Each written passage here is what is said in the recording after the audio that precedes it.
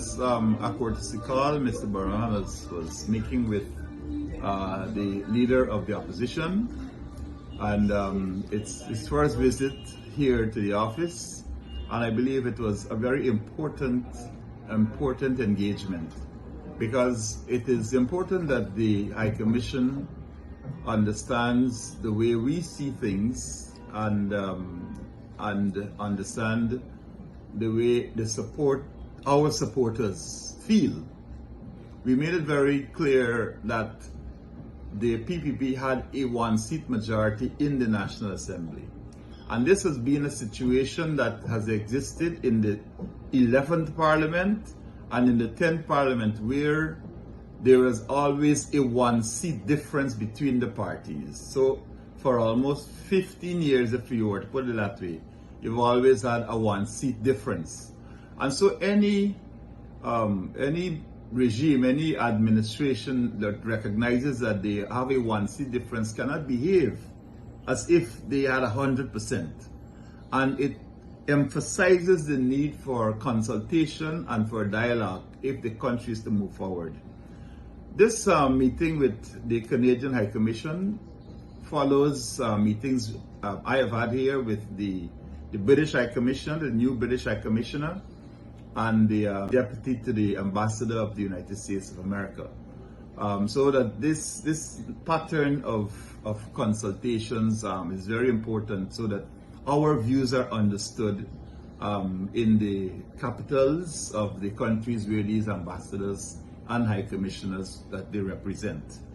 We spoke, of course, at the need for a new voters list before any elections, and we felt that the house-to-house way of producing a voters list is, in our view, the best way for doing so. We spoke about several other issues with respect to constitutional change and how we go about changing the constitution, and we emphasize that it has to be a grassroots approach in which the citizens are consulted on the matter. They explain what the Constitution is, what the constitutional provisions are, and why, if necessary, there has to be changes. So we spoke about constitutional changes, we spoke about constitutional reform, and we of course dealt with the issues of the attitude of the government, the arbitrary dismissal of over 1,000 and something persons, most of them Afro-Guyanese, in the public service. Many of them also are indigenous people, and any other person, any other race that they believe would have supported the AP and the AFC have also come under the hammer. So we've basically made the point that that without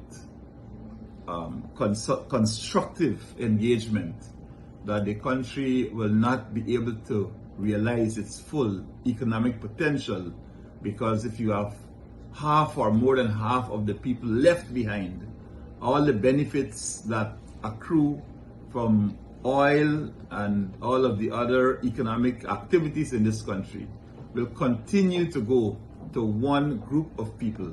And so the divide between the haves and the have-nots will continue to get wider, and it's to that extent that you'll have dissent and a lack of civility in our country. The meeting with Mr. Mark Barman was extremely important and a significant step.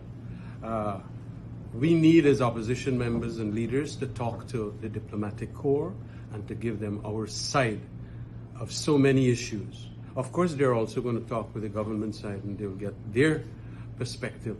But it was important. We talk about what we see as important, the development of Ghana and a sustainable development of that. Climate change is a big issue. We talked about constitutional reform. We talked about electoral reform, and how Canada can help in regard to all of these matters. We also made mention of certain other issues, like about what's happening with the Ghana police force, the deaths of Harry Singh and the Isaiah Henry boys, and a number of other issues, the minutiae of which I do not want to go into here. But we are going to have a continuing set of dialogue with Canada. Canada has always been a very close friend of Guyana and CARICOM, and especially with the last government too, APNU-FC coalition government. So we want to maintain that contact and communication, and the new High Commissioner has indicated at any time, at any place, he would want to meet.